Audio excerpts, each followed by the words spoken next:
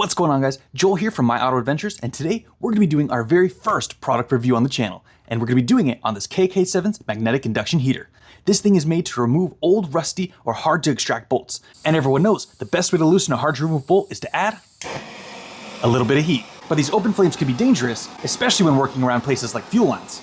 But this kksevens induction heater uses these coils to make the job way more precise, focusing the heat around just the bolt. It gets rid of the open flame and should make the job so much easier. But we're not gonna just take their word for it. We got a couple tests to see how well this thing works. But first, let's open the box and see what we got inside. Oh, help if I open the box correctly. There we go. Comes with this nice hard shell case. Ooh, all right. We got our white book right here with our instructions on how to use it. We got some bunches of different coils. And we have our main device right here. Look at that. Pretty weighty in the hands. Looks like it's been used a little bit. That's kind of weird. We got our different coils here, different shapes and sizes. Looks a little bit not brand new. I don't know what's going on there. Just want to get you guys in for a quick second. I've used this product before. A lot of these coils are not new because I've used this product before.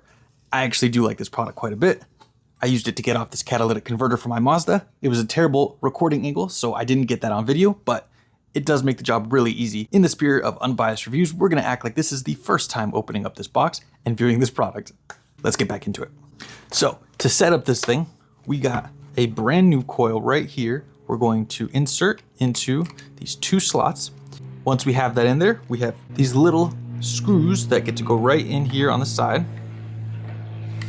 These are going to tighten down our coils, make sure they're nice and secure in our device. We've got one, that one's in there, two.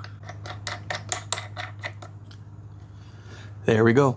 Let's turn this thing on, but first, we always want to make sure we have on some safety gloves. Get this thing plugged in. There we go. The fan is going, so we know it's working. We have a little light right here, so when we press our only button, it's going to light up, so we know that it's working. It also has a red LED, so if it overheats, it'll let us know as well. But that is how we get it going. And now that we see how it's all set up, I have a couple tests for this product to see how it performs. And the first one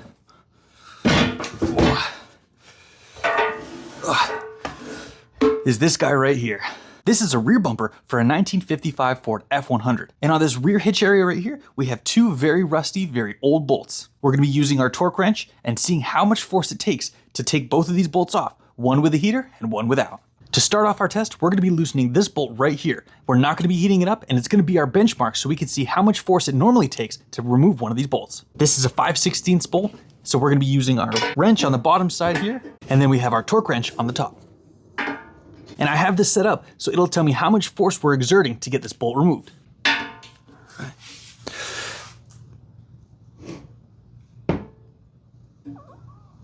There we go.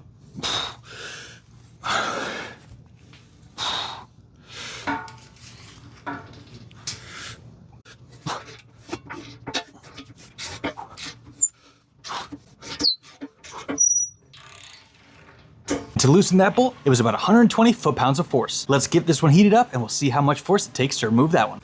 First thing you want to do is make sure that the coil size you got is the right fit for the job. This one looks perfect, goes right around the bolt. Let's get this installed into the machine.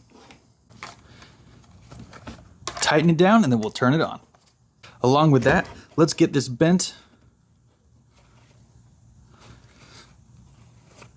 Perfect. That way we don't have to stay this way, we can go this way on it. And here we go.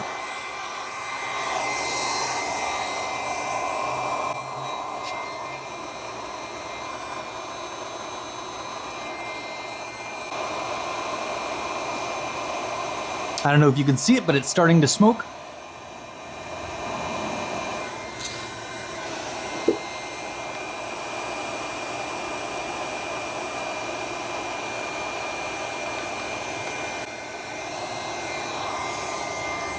We're gonna let the bolt cool down a little bit and we'll hit it with the torque wrench. We got our bolt up to about 700 degrees. Now it's at about 150. Let's get the torque wrench on it and see how easy it is to remove.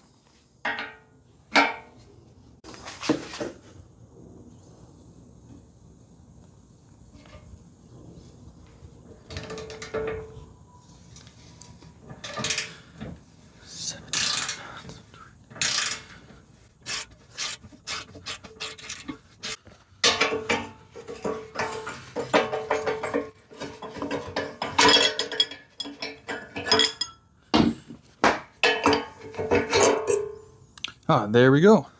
The bolt on this side took about 120 foot-pounds of force to remove, and on this side, only about 70 foot-pounds. That's a pretty significant difference. But we still have one more test to do, and for this one, we're gonna be directly comparing our new induction heater with our old school torch. In this test, we're gonna be heating up this bolt right here with both our induction heater and our torch. We're gonna be using this infrared thermometer to measure the temperature of the threads, and whichever one of these can get the threads up to 500 degrees faster is our winner. First, let's get started with our torch.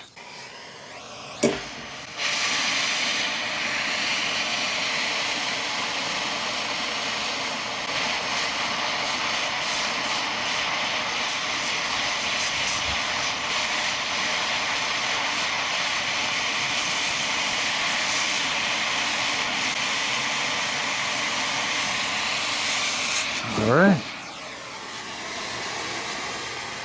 So this torch took about 2 minutes to get the bolt up to 500 degrees. Now let's give it a try with our induction heater.